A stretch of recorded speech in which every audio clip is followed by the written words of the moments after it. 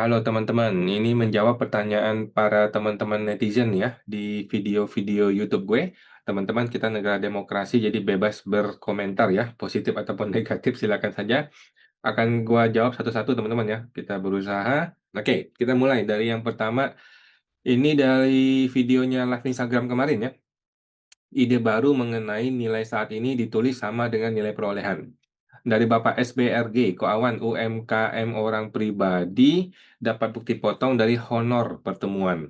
Di Cortex supaya tidak tidak bayar itu diinput kemana ya kok? Oke, PPh yang dipotong 5% dari honor tidak dihitung dari neto, baru dihitung pajaknya pencatatan.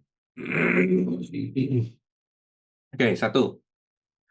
Jangan berusaha membuat SPT-nya menjadi nihil, gitu ya. Tetapi buatlah SPT-nya tidak LB, ya.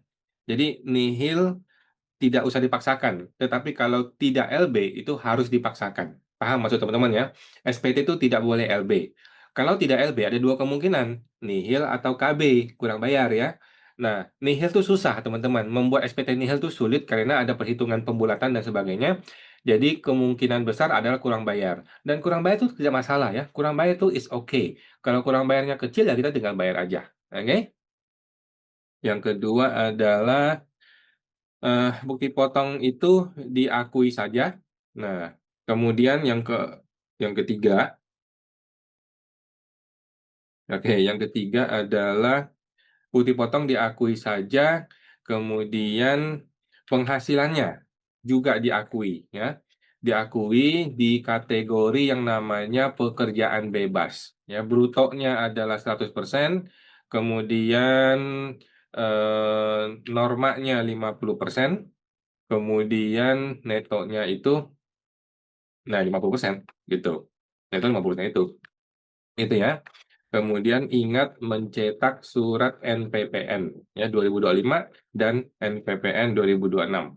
Begitu ya. Siapa tadi Pak SBRG ini ya teman-teman. Jadi teman-teman harus ingat ya. Ada dua ide buruk teman-teman dalam membuat SPD tahunan 2025 ini ya. Ada dua ide buruk di Cortex. Ide buruk yang pertama adalah orang berusaha menghapus bukti potong. Gara-gara dia bingung. Ini LB gimana nih? LB cuma 1.000 perak, cuma 2.000 perak. Mau bikin KB nggak mau gitu, atau nggak ngerti, atau orang nggak pernah KB seumur hidup dia gitu. Tiba-tiba kok jadi LB, mau dibikin KB jadi pusing. Mau dibikin nihil juga nggak bisa, sehingga dia menghapus bukti potong. Ini ide yang buruk teman-teman ya. Jangan menghapus bukti potong. Kalau itu bukti potong yang betul. Kecuali bukti potongnya memang salah, lu boleh hapus gitu. Kalau lu yakin gue nggak pernah terima terima uang dari PT itu gitu, boleh hapus. Nah, tapi kalau betul ada bukti potong itu, atau lu ragu-ragu bukti potong itu benar atau nggak benar, maka anggap aja betul, diterima saja bukti potongnya, diakui saja. Oke? Selain lu melapor bukti potong, lu juga mesti lapor penghasilannya. Oke? Bukti potong itu kan bisa berasal dari pekerjaan, bisa berasal dari pekerjaan bebas, atau dari yang lainnya. Jadi, mesti diimbangi dengan penghasilannya. Oke? Kalau bukti potong itu menghasilkan lebih bayar, maka lebih bayar itu bisa dihilangkan dengan cara menambah penghasilan neto dalam negeri lainnya. Walaupun itu fiktif, walaupun itu nggak benar, nggak apa-apa, tambah-tambahin aja. Kan toh dalam setahun kan kita terima angpau dari mana-mana, dari orang-orang kan bisa diakui begitu. Ide buruk yang kedua adalah orang tidak lapor harta dengan jujur. Oke, ini ide buruk nih teman-teman ya. Banyak orang melihat SPT-nya, loh kok SPT gue negatif kewajarannya, gue buang harta gue sebagian. Itu salah teman-teman ya. Yang benar adalah kalau hartanya harus benar, kemudian kalau gue perlu bayar pajak, gue mesti bayar pajak. Itu ide yang betul teman-teman ya. Jadi jangan gara-gara lu takut kurang kurang bayar, lu tidak mau bayar pajak, lu malah buang harta sebagian, itu salah. Oke. Kemudian menurut gua nih ya, menurut gua teman-teman, emas fiktif, barang-barang fiktif yang masih ada di SPT 2024 sekarang saatnya lu bersih-bersihin, lu buang semuanya. Kenapa? Lu mau jujur teman-teman ya. Banyak orang berpikir, kalau gua hilangin emas, nanti gua dianggap jual, nanti gua kena capital gain. Padahal dia tahu itu fiktif, fiktif ya teman-teman ya. Dia tahu itu salah gitu loh. Jadi gara-gara dia tahu SPT itu salah, tetapi dia takut diperiksa, yang sudah salah dia biarin salah gitu loh. Yang sudah nggak benar dia biarin nggak benar. Akhirnya satu kesalahan akan ditimpa dengan kesalahan yang lain. Satu kebohongan akan diperbaiki dengan kebohongan yang lain. ditutupi oleh kebohongan yang lain, teman-teman ya. Jadi malah menciptakan skenario yang aneh-aneh hanya untuk gara-gara mengentertain ketakutan dia terhadap pemeriksaan. Oke teman-teman ya, jadi ada dua ide buruk dalam SPT orang pribadi. Ide pertama adalah hapus putih potong, jangan dilakukan. Mesti diakui putih potongnya ya. Ide yang kedua adalah tidak lapor harta dengan jujur. Itu juga jangan ya. Laporkanlah harta dengan jujur. Kalau perlu bayar pajak, gue bayar pajaknya. Kalau memang perlu gue jual rumah untuk bayar pajak, gue jual rumah untuk bayar pajak. Kenapa? Karena kita mau ikuti hukum, kita mau patuh pada hukum, teman-teman ya. Memang sakit, memang nyesek, memang berat, tapi sekarang beratnya, nanti besok tahun depan enak rasanya, teman-teman. Tapi kalau lu tidak lapor dengan benar, sekarang rasanya nyaman, rasanya kok benar nih, wajar SPT gue ini. Tetapi besok-besok ketika ada masalah, dalam hati lu tahu lu nggak benar, dalam hati lu tahu lu salah, sehingga lu berusaha menciptakan skenario yang aneh-aneh, malah menutupi satu kebohongan dengan kebohongan yang lain, gitu ya. Jadi jangan membuat diri lu terjebak dalam situasi yang sulit di hadapan orang pajak, teman-teman ya. Oke, kita lanjut lagi pertanyaannya.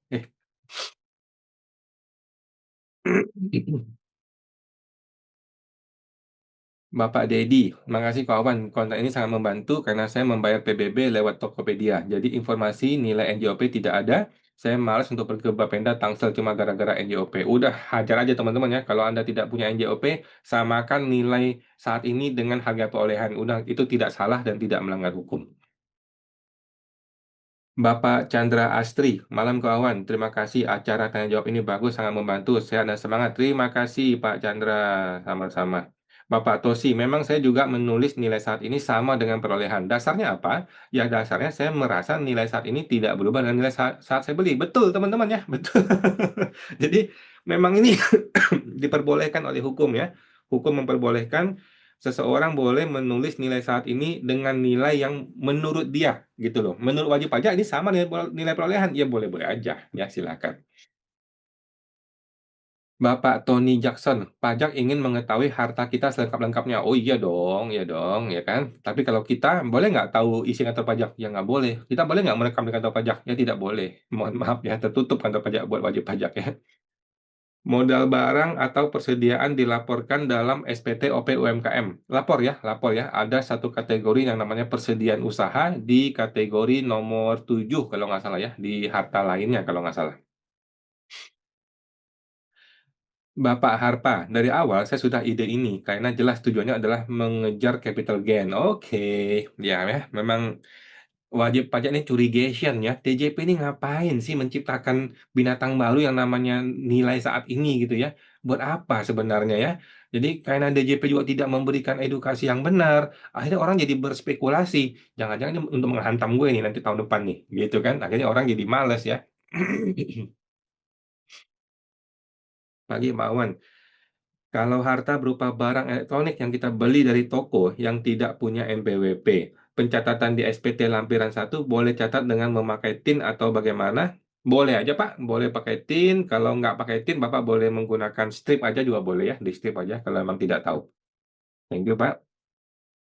Bapak Manek Hari, nilai saat ini sama dengan ini isian yang mengada-ngada. Tidak ada orang yang kepikiran atau tahu berapa nilai saat ini. Ya betul, benar. Makanya DJP ini suka ngadi-ngadi ya.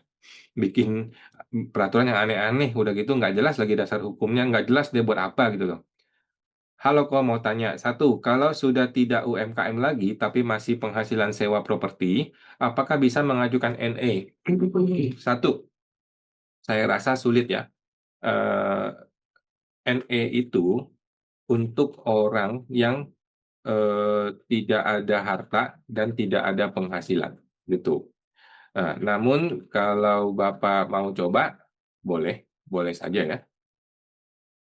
Perlukah ubah KLU Z8000 belum tidak bekerja? Apakah Anda memicu pemeriksaan? Enggak sih, enggak apa-apa, boleh ubah KLU, tidak akan memicu pemeriksaan. Jadi yang akan memicu ya, yang akan memicu pemeriksaan itu cuman ada tiga kayak dua ya, tiga dah.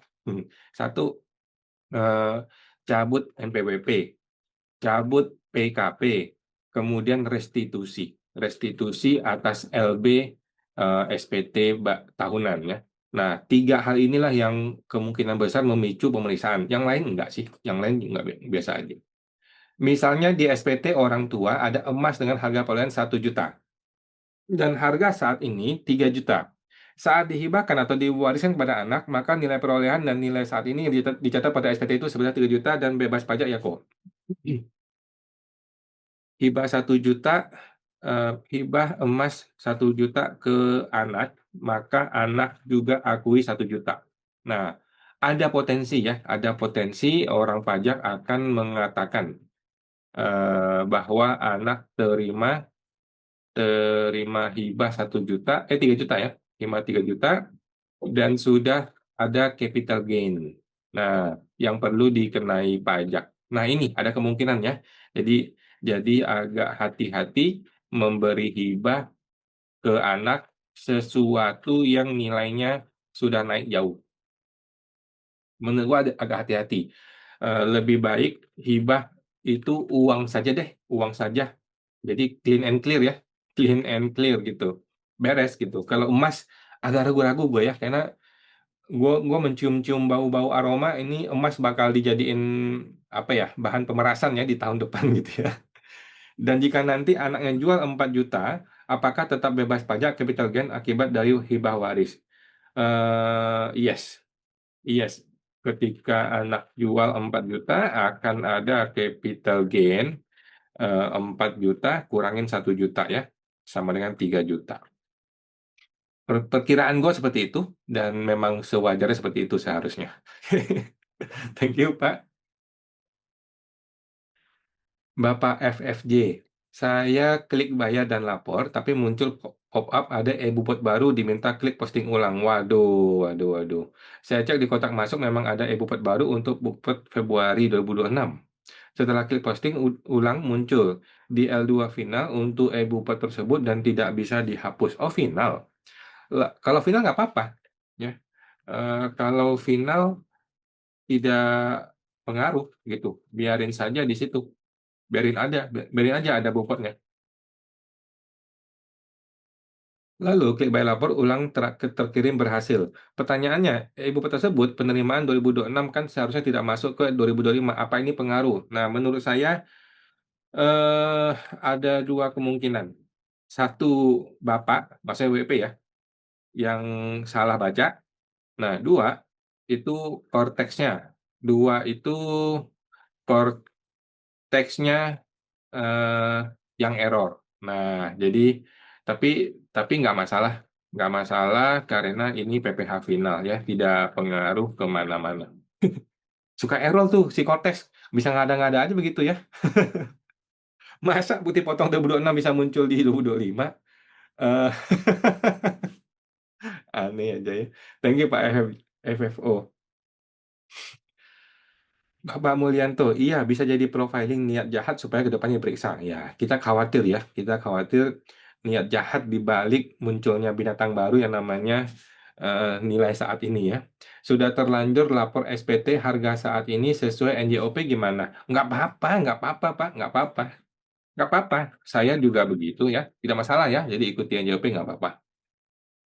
Udah betul. Makasih kawan. Mau tanya, misal KLU yang lama sudah tidak ada omset. Sekarang ada penghasilan dari sewakan 6 kamar kos. Apakah ganti KLU penyedia akomodasi lainnya? Boleh, boleh, boleh ganti KLU itu ya. Nah, tapi eh, tidak tidak perlu khawatir ya. Maksudnya kalau nggak ganti juga nggak apa-apa gitu, pelan-pelan ya. Tidak harus langsung ganti hari ini gitu. Boleh ganti KLU.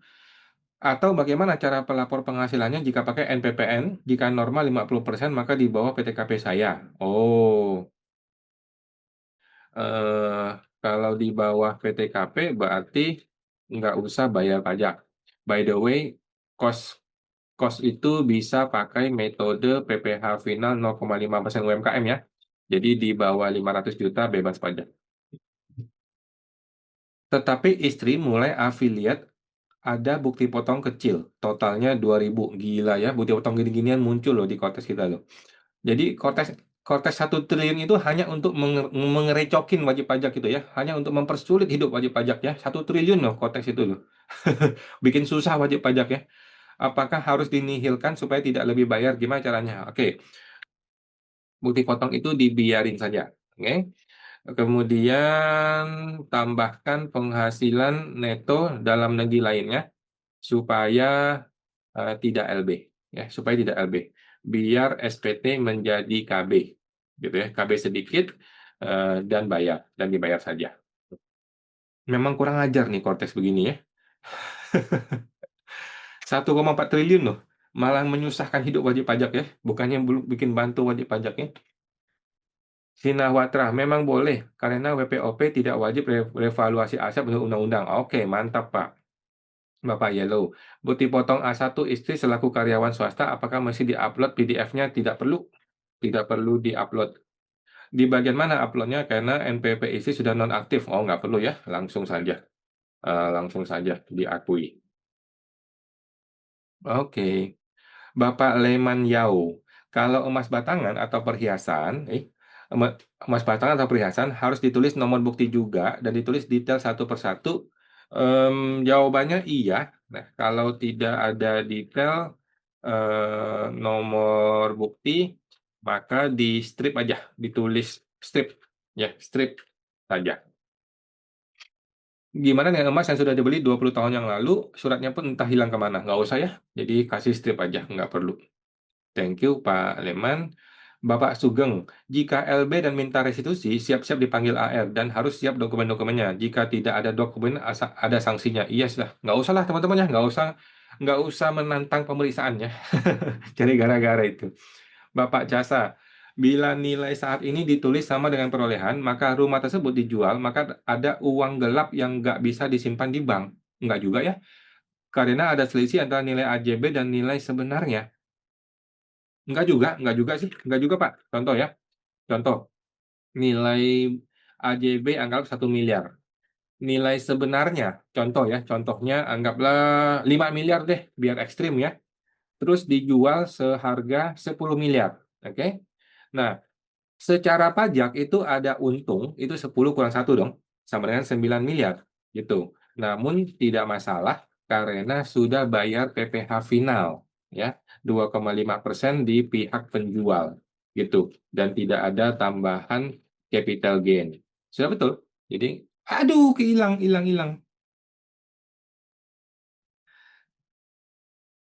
Gue ketik lagi teman ya, gue ketik lagi ya, gue ketik lagi ya. Eh, tidak, eh, tidak masalah kok ya. Contoh, contoh harga AJB 1M, harga sebenarnya ya, anggaplah 5M, ini supaya ekstrim ya. Kemudian harga jual adalah 10M, kemudian ketika dijual di mata pajak terjadi untung, itu kan 9 kurang satu sama dengan 10 kurang satu sama dengan 9M. Gitu. Nah, pajak sudah dibayar final ya, sudah dibayar final 2,5% di pihak penjual.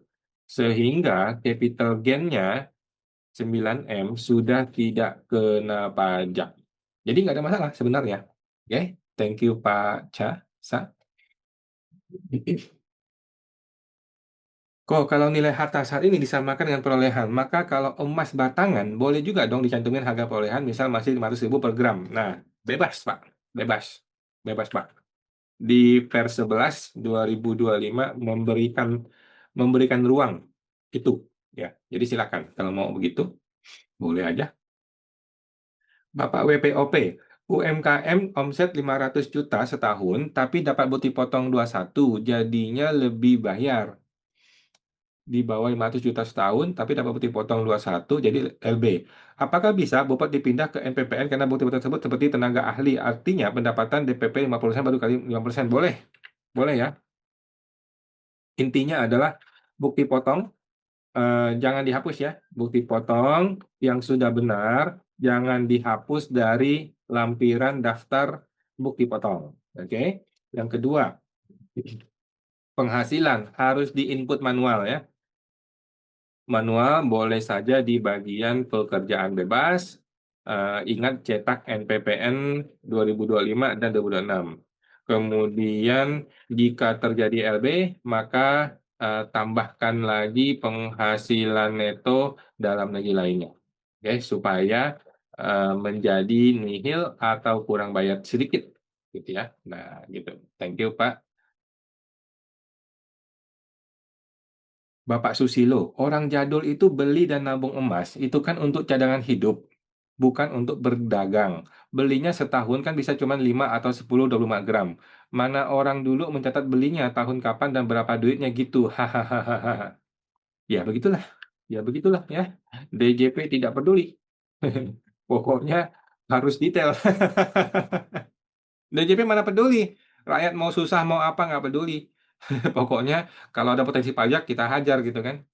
Emang pejabat negara ini nggak ada otaknya? Waduh, Ibu Elia Setiawan, sore kawan, saya dengar untuk pelaporan Kortex pihak Depkeu sudah menyiapkan formulir baru. Apakah bisa dieval formulir tersebut? Terima kasih. Sepengetahuan sudah ada Kortex yang namanya Kortex Form. Yes, betul ya, Kortex Form. Silakan dilakukan, digunakan kalau mau. Tetapi Kortex Form hanya untuk SPT nihil.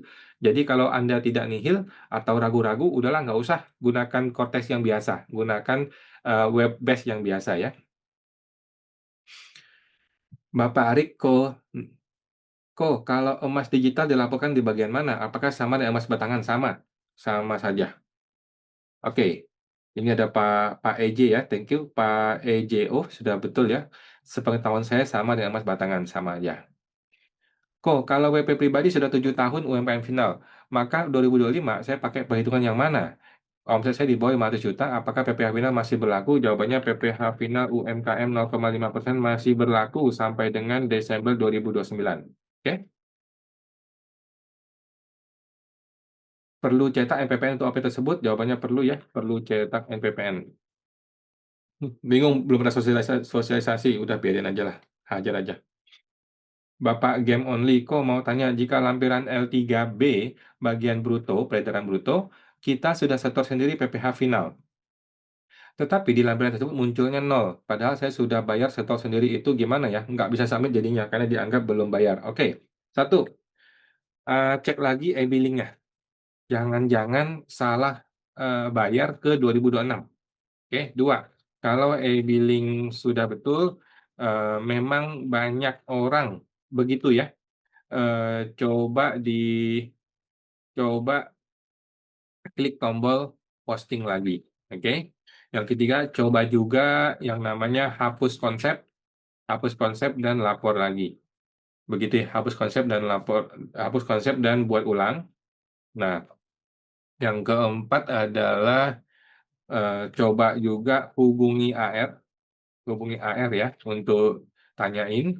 Yang kelima, kalau udah mepet waktu ya, laporkan saja apa adanya, nanti bisa pembetulan.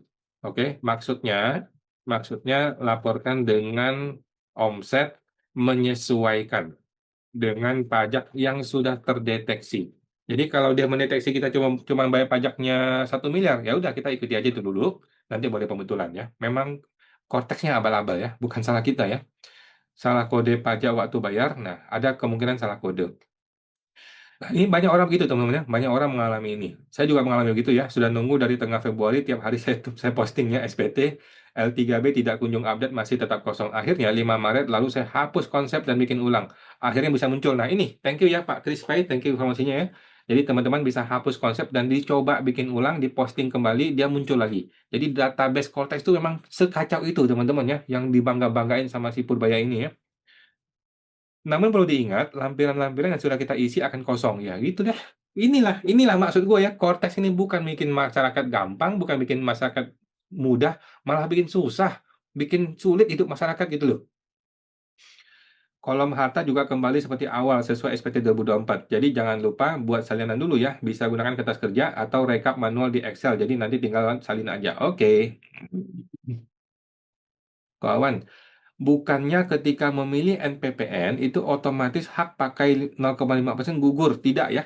Tidak. Ya, NPPN tidak menggugurkan tidak menggugurkan hak PPh final 0,5% UMKM seseorang ya. Nah, Reinvestasi atas dividen jika tidak dilaporkan otomatis akan diminta bayar 10%. Itu yang saya alami Oktober 2025 atas SP2DK 2022 di KPP Sawah Besar Jakarta Jakpus. Yes, betul. Yes, betul ya. Dividen begitu. Ada yang jawab nih, Bapak Campur. NPPN tidak otomatis menggugurkan WP UMKM ya. NPPN umumnya digunakan untuk pekerjaan bebas, sementara PPh final pakai untuk usaha. Hak 0,5% akan gugur jika Anda memilih ketentuan umum. Ini betul ya, Bapak LA0602, bukan sekedar NPPN. Thank you, Pak Campus Corner 88. Thank you, thank you. Infonya rekan, karena di ruang lain cara pikirnya beda.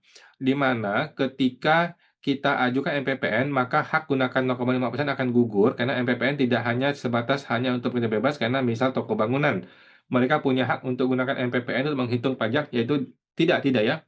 NPPN bukan untuk menghitung pajak. NPPN untuk menghitung penghasilan neto. Oke? Sedangkan 0,5% adalah metode hitung pajak. Ini beda ya, dua dunia yang berbeda. Yaitu di mana MPPN adalah untuk menentukan laba neto. Nah, ini betul. Sebagai dasar untuk hitung PPh progresif. Ya betul. Kalau lu pakai PPh-nya pakai metode progresif. Tetapi kalau PPh-nya pakai metode PPh final, maka NPPN tidak pengaruh. Ya. Demikian juga misal bengkel pun hanya hak gunakan MPPN dan usaha lainnya. Oke, dijawab lagi oleh Bapak Kampus Corner ya. Iya, berarti kalau memang memilih untuk melakukan perhitungan secara progresif dan tidak pakai 0,5%, kirimkan formulir ini dulu ya. Oke, thank you. Di menit ke 2148, nilai saat ini untuk emas di Desember 2,5 juta per gram. Yes, thank you ya Pak Ye. Bapak Chandra, malam kawan. Papa sudah meninggal. MPP-nya belum ditutup karena masih ada penghasilan dari sewa ruko. Ruko tersebut atas nama Mama, istri ikut MPP suami. Yang jadi pertanyaan, apakah saat Mama wariskan ruko tersebut bisa minta SKB berhubung MPP ada nama Papa? Harusnya bisa ya, harusnya bisa. Coba komunikasikan dengan notarisnya. Menurut gua bisa. Ko Awan, Pak Chandra nih, tanya soal SKB pajak warisan hanya berlaku 1 derajat ya, orang tua ke anak, anak ke orang tua. Setuju? Sorry. SKB warisan, kalau ke cucu nggak berlaku SKB pajak warisan. Sepengetahuan saya, warisan itu tidak ada batasan 1 derajat, gitu. Hanya hibah yang ada batasan tersebut. Oke, coba dikonsul ke notaris gitu atau ke KPP, eh, ngotot saja untuk minta SKB gitu. Kalau dipersulit, maka minta dasar hukumnya ke orang pajak gitu loh. Kalau lo bilang SKB nggak boleh terbit, apa dasar hukumnya gitu?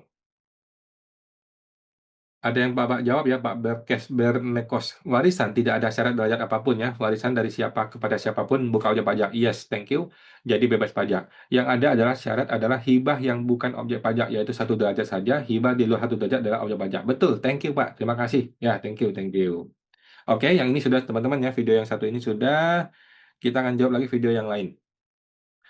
Ini adalah video mengenai Januari sudah bayar 0,5% ditambah omset 500 juta, di Februari Juli ya, kurangi 100 juta. Oke. UMKM omset setahun kurang dari 500 juta, tidak melakukan pembukuan. Apakah perlu ajukan MPPN? Perlu. Perlu ya. Perlu ajukan MPPN. Oke. NPPN adalah metode untuk menghitung penghasilan, bukan menghitung pajak ya. Sedangkan PPh final UMKM adalah metode menghitung pajak. Berbeda ini. Terima kasih Ko Awan. Berkat Q&A, saya lebih paham perpajakan. Makasih Pak. Boleh diinfo lebih rinci cara mengajukan MPPN untuk UMKM? Apakah bedanya dengan pengajuan yang pakai tarif normal? Sama aja ya. Sama saja NPPN itu universal saja. Ya, caranya sama. Sudah 2 hari ini beberapa teman kantor tidak bisa cetak SPT yang sudah terlapor. Apakah Cortex error? Memang gitu ya. Memang gitu. Cortex suka error. Ya, sudah sering error. Sering error. Sabar ya, sabar bulan puasa. Sabar bulan puasa kita ini ya. Oke, Pak Allrounder. Bapak Sejahtera, tanyaku, saat mau lapor SPT tahunan orang pribadi, statusnya LBP, kelebihan bayar PP 55, disebabkan pengurangan 500 juta nggak bisa diedit. Apakah kelebihan itu bisa dikompensasi ke tahun berikutnya tanpa harus direstitusi? Jawabannya tidak bisa. Tidak bisa kompensasi. Solusinya adalah omset Januari ditambah 500 juta ya. Contoh omset realnya adalah 150 juta. Nah, maka ditambah 500 menjadi 650 juta. Udah, gitu aja. Beres ya, solusinya selesai. Bapak Wongawi, tanyaku, kalau Januari ditambah 500 juta dan bulan berikutnya dikurangi 100 juta, 6 kali. Sorry, bukan 6 kali, 5 kali ya. Sorry, bukan 6 kali, tetapi 5 kali. Salah saya. Sedangkan Januari sampai Desember sudah saya setor. Oke, kalau sudah setor, berarti ini bukan 2026 ya. Maka solusinya adalah tidak perlu mengurangi 100 juta setiap bulannya. Solusi kurangi 100 juta itu maksudnya adalah untuk tahun 2026 yang sekarang ini nih, oke?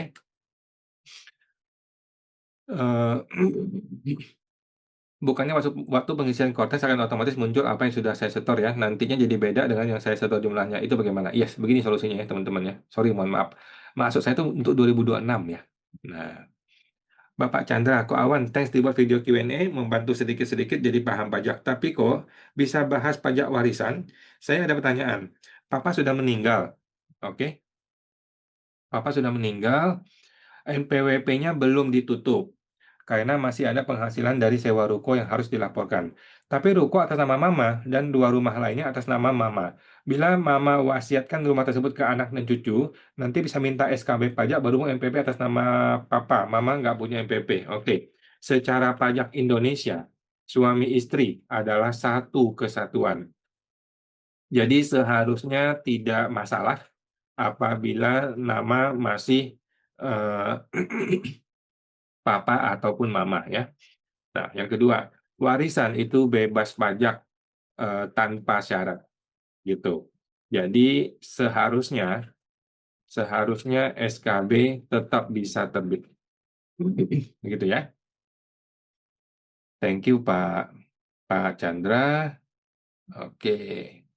Ini sudah ada lagi teman-teman, ini lagi ya video lain. Judulnya wajib pajak perang sendiri di medan tempur. Nah, ini nih. Bapak Budiwit, izin tanya, nggak tahu pernah dibahas atau tidak. Untuk dividen, apakah sifatnya final di SPT L2 bagian A atau tetap perlu bayar lagi dan ditulis L2 bagian B? L2 bagian A bagian B? Final, Pak. Dividen dari saham, kalau mau dibayar pajaknya, maka sifatnya adalah final, 10% ya. Bukan yang lain, bukan yang non-final. Bapak Rido, aneh rasa lebih mirip Eropa abad 16 dibanding Israel. Kayak ikuisador dan penjual indulgens. Wajib pajak dipaksa mengaku bersalah dan dipaksa memberi amnesti pajak. Waduh. Undang-undang pajak seluruhnya mesti rame-rame diuji materi ke MK untuk revisi karena kontradiksi dengan undang-undang dasar. Oke, siap. Kenapa kok kita diam aja? Pejabat negara, bupati, gubernur, anggota dewan, pajak final alias nggak bayar pajak. Mereka sibuk menambah UUD yang wajib dibayar wajib pajak. Waduh. Oke, ada lagi video lain. Harta setahun 2021 sudah kadaluarsa, pemeriksaan langsung lapor 2025. Oke, kawan, saya tidak bekerja, sudah pensiun. Tetapi dapat kiriman uang dari anak kandung atau adik kandung. Sebaiknya dilaporkan sebagai penghasilan tidak termasuk objek pajak atau penghasilan lainnya. Oke, kiriman dari anak kandung ini adalah hibah, ya, bebas pajak, masuk ke lampiran penghasilan hibah yang tidak termasuk objek pajak. Kemudian kiriman dari saudara, nah saudara kandung ini kena pajak. Jadi masukkan ke penghasilan neto dalam negeri lainnya, gitu. Tapi nilainya bebas nilainya kalau di bawah PTKP maka tetap bebas pajak, gitu ya. Bapak Heza. Bapak Yellow, tanyaku, kalau penghasilan istri lebih dari satu pemberi kerja, apakah yang satunya boleh final dan yang lainnya baru kena PPh progresif? Nggak bisa, nggak bisa ya. Itu jadi tidak final semua. Itu sih.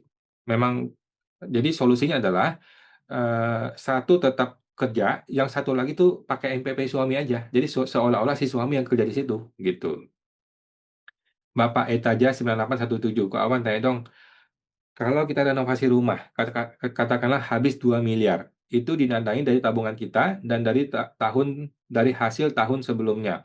Dan sudah bayar PPh-nya karena sumber penghasilan dari kantor ya. Tahun ini jumlah tabungan rekening di bank jika dibandingkan tahun lalu jumlahnya berkurang 2 miliar, oke?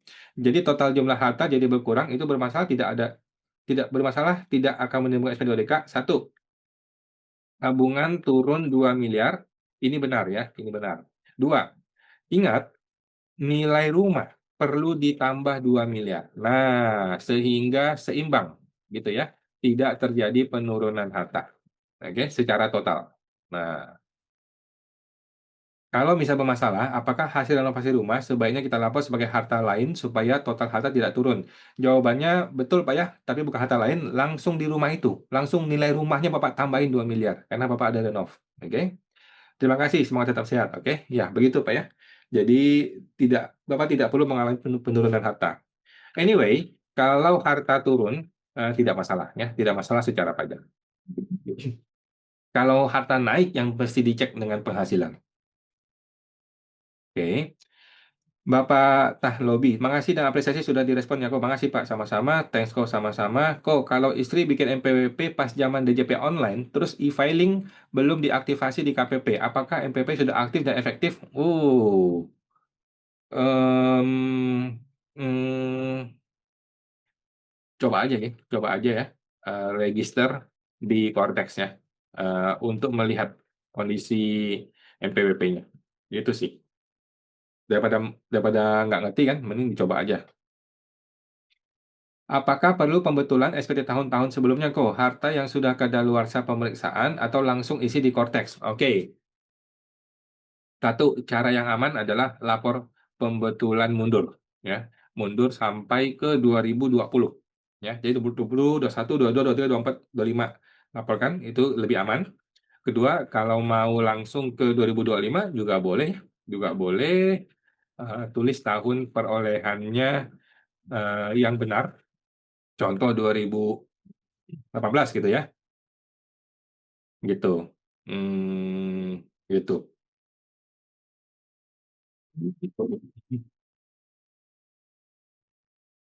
Bapak Handoko mau tanya hutang PPN yang berlaku yang tercantum di Kortes kah Ko Awan?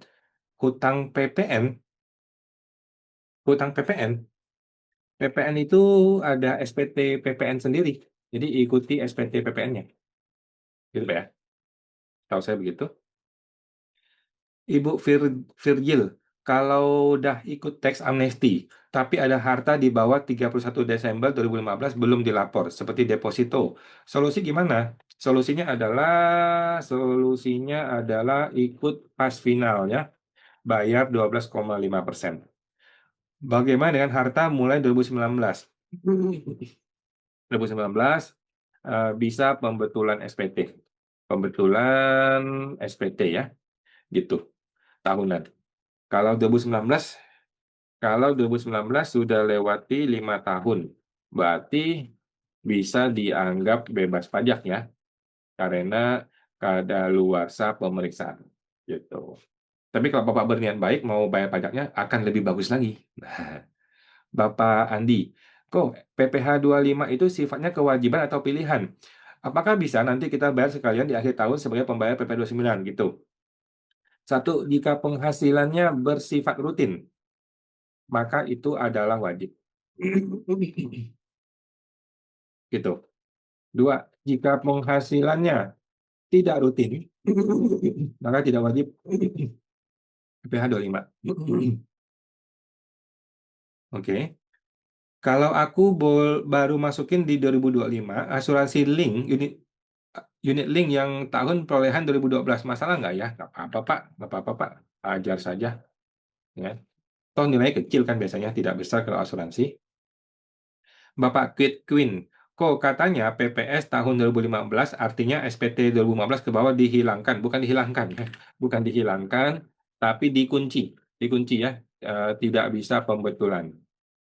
Kalau ikut PPS 2020 juga SPT 2020 ke bawah dihilangkan, tidak bisa diperiksa lagi apa betul? Jadi begini, betul ya, tidak bisa diperiksa lagi, tetapi bukan berarti bebas masalah. Contoh, ditemukan ada deposito tahun 2015 yang belum dilapor. Padahal orang ini sudah ikut TA 2015, gitu kan? Nah, atau PPS ya 2020. Nah, tetap saja harta deposito deposito yang belum dilapor itu akan jadi masalah ya. Jadi solusinya adalah ikut pas final atau ikut pembetulan SPT dan sebagainya. Gitu ya. Pembetulan udah nggak bisa sih, masih pas final. Oke. Bapak Johanko, mohon info kalau sebuah harta tidak bergerak berupa apartemen sudah diwariskan kepada anak yang dewasa. Apakah cukup dihapus saja dari harta tidak bergerak lalu didaftarkan di kontes anak penerima waris? Betul ya, betul. Cukup begitu saja. Karena di kontes ini sudah tidak ada lagi kolom keterangan yang bisa diisi sendiri dengan keterangan warisan seperti waktu debat. Yes, yes ya. Keterangan bisa dibuat sendiri ya, di ini di formulir kertas kerja Google Sheet Google Sheet yang saya bikin kalau mau ya. Oke, lanjut. Bapak HVF, hati-hati jika peserta TA tidak ada batas 10 tahun. Betul ya, kalau TA betul. Ya, kalau TA maka solusinya adalah pas final, 12,5%. Thank you informasinya, Pak. Penjelasan yang tidak seram. Kok Awan memang cerdas tahu detail aturan pajak. Bapak FX, harusnya ini petugas pajak yang sosialisasi kayak gini. Dasar mereka aja pemalas semua. Pak Leo, kalau saya sih ngapain repot hapus aja kalau butuh dipotong nominal receh. Nggak bisa, teman-teman ya. Jadi Cortex itu sudah capek-capek bikin bikin masalah ya.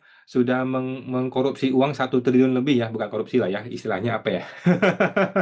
Sudah ngabisin anggaran 1 triliun lebih, sudah berhasil dapat yang dipotong lu, masa lu nggak mau balikin ke negara ya? Masa lu nggak mau lapor gitu ya? Video ini penjelasannya auranya positif dan mencerahkan. Banyak video dari medsos lainnya auranya negatif atau pesimis, sehingga bikin mules. Oh gitu ya. Oke. Benar bro, yang lain intimidasi terus, penuh dengan ancaman kok awan karena sudah tahu semua, jadi gampang menjawabnya. Oke, terima kasih Pak. 052, penghasilan yang tidak masuk objek pajak. Oke, siap. Masih ada lagi teman-teman, masih ada lagi ya. Video hutang kartu kredit perlukah dilapor. Kok numpang tanya, suami saya dapat bukti potong dari UOB, sedangkan dia tidak ada pemasukan berupa apapun dari UOB. Cuma punya satu kartu kredit UOB. Apakah boleh dihapus bukti potongnya? Satu, cek lagi. Kemungkinan Bu Pot itu betul, ya. Eh, Kemungkinan pernah apa ya istilahnya? Pernah pernah dapat promo sesuatu dari UOB. Contohnya, contohnya makan diskon di restoran. Nah, ini bisa loh ya. Ini bisa jadi bukti potong loh ya. Nah, jadi jadi sebaiknya jangan dihapus ya. Biarkan saja, akui saja bupot itu. Oke, yang ketiga, tapi saya sudah klik posting waktu buat konsep SPT, apakah berpengaruh kok jika dihapus? Makasih. Oke. Jika sudah dihapus dan sudah dilapor, ya udah, biarin saja, nggak apa-apa kok, gitu ya. Nah, tapi kalau belum dilapor, mendingan diakui saja, ya. Dan LB bisa diubah menjadi KB dengan menambah penghasilan neto dalam negeri lainnya. Karena gini teman-teman ya, gue membayangkan ya, Cortex itu kan ngabisin 1,4 triliun kan? Cortex itu menghabiskan 1,4 triliun. Pertanyaannya adalah bagaimana ngembaliin uang ini dari rakyat gitu kan, dari masyarakat. Kalau dia bisa bikin SPT lu LB, kemudian SPT lu menjadi bingung ya, kan lu jadi bingung tuh. Sehingga lu berusaha untuk menghilangkan LB dong. Siapa berani mengajukan restitusi, ya kan? Lu membuat SPT itu menjadi kurang bayar. Anggaplah menjadi kurang bayar 5.000, oke? Anggaplah anggaplah lu membuat SPT menjadi kurang bayar 5.000. Bagi elu 5.000 itu gratis, maksudnya murah lah ya, makan satu es krim juga nggak cukup ya, 5.000 itu. Tapi kalau 5.000 ini dikalikan dengan 1 juta wajib pajak ya, 1 juta kan berarti 5 miliar, Bos, ya kan? Betul ya. Kalau dikalikan dengan 10 juta wajib pajak, itu 500 miliar, Bos. Ya kan? Kalau dikalikan dengan 20 juta wajib pajak, 1 triliun balik modal, Bos. Balik modal, Bos. Cortex, Bos. Ya kan? Nah, jadi jangan jangan diremehkan ini Cortex ya. Walaupun abal-abal, dia bisa bikin orang bingung. Gara-gara orang bingung, dia bisa bikin orang jadi bayar pajak gitu kan. Orang yang seharusnya nihil nggak usah bayar pajak, malah jadi bayar pajak, dengan begitu bisa balik modal, gitu kan. Nah ini hanya eee, pemikiran liarnya gua lah ya, tapi masuk akal juga. Bapak Osbert, saya mau tanya, bagaimana cara lapor apabila ada penjualan tanah atas nama saya, tetapi tanah tersebut milik orang tua dan sudah dilaporkan kepemilikannya? Oke, solusinya adalah laporkan di SPT ayah. Si ayah ya, karena harta itu, dimiliki oleh dia, gitu loh ya. Maksudnya di SPT dia dan dilapor di SPT dia. Jadi penghasilannya ya.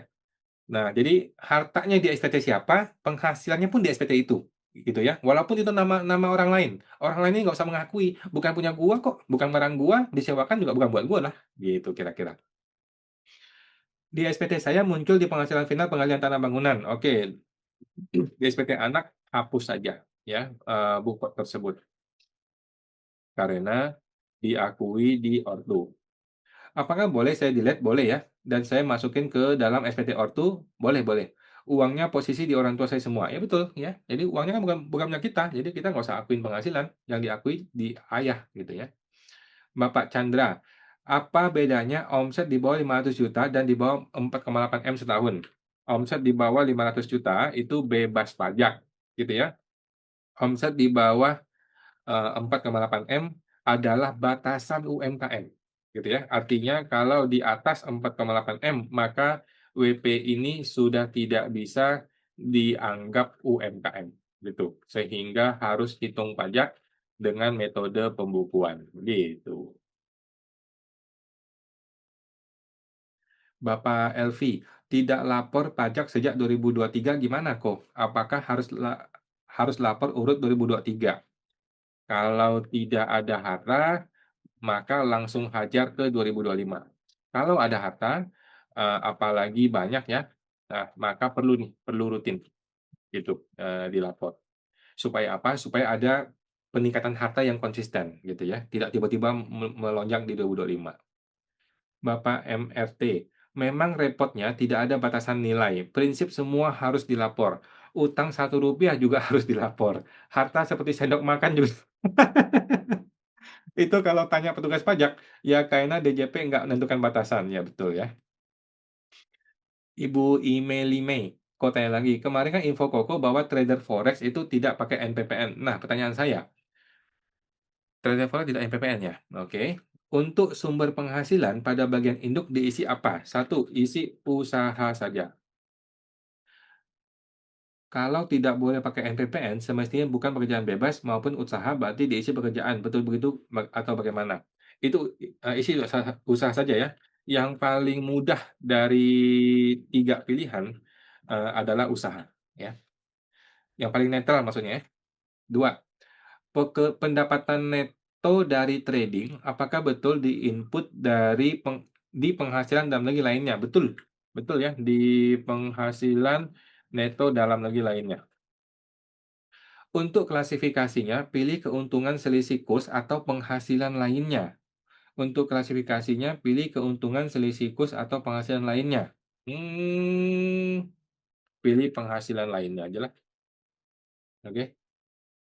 Nah, 3, jika posisi 2019 aktif sebagai karyawan swasta dan juga aktif trading. Oke, 2019. namun pelaporan SPT hanya dari karyawan. Nah, sejak 2025 kan saya sudah tidak bekerja karyawan dan full trader. Saat ini saya ingin lapor balance trading saya yang dari 2019. Nilainya tidak banyak, sekitar 20 USD per Desember. Caranya supaya aman gimana? Hmm, yang aman adalah yang lebih mendekati kondisi sebenarnya.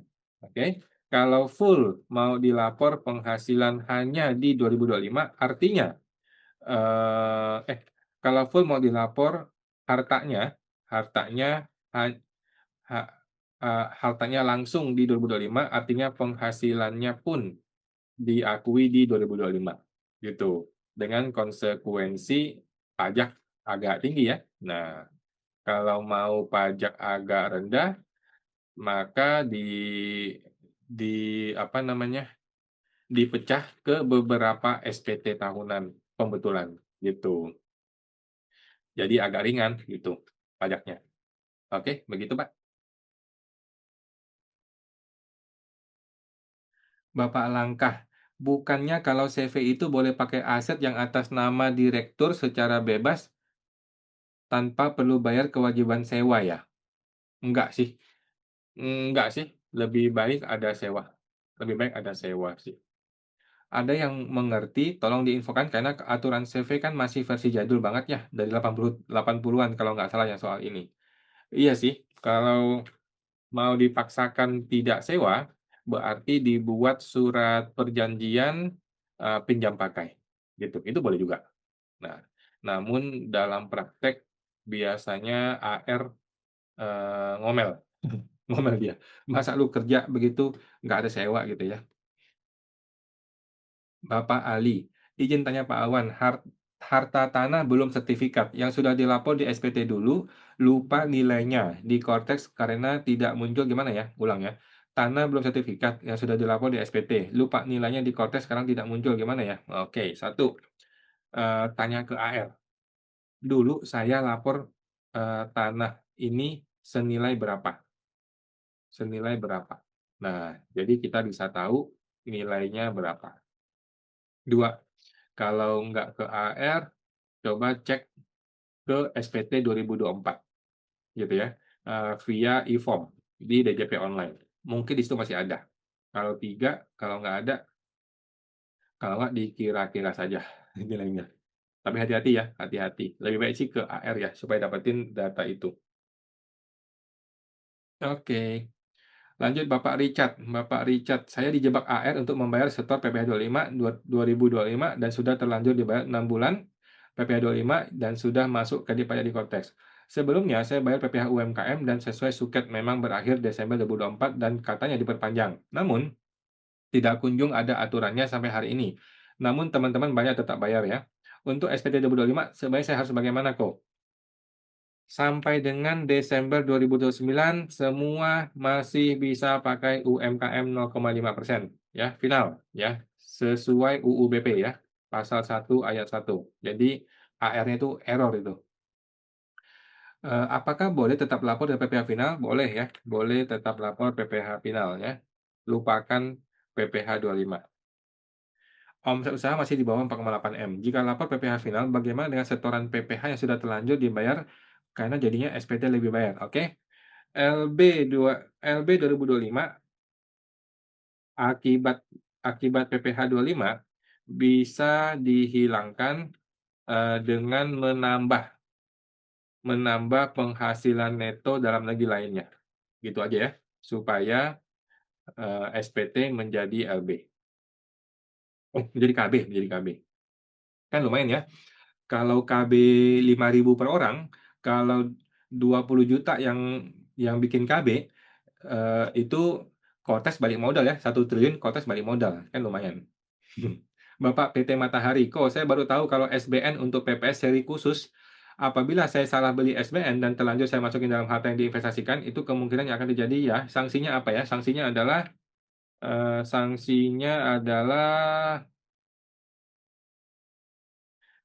adalah bayar selisihnya, selisih selisih pajak PPS ya.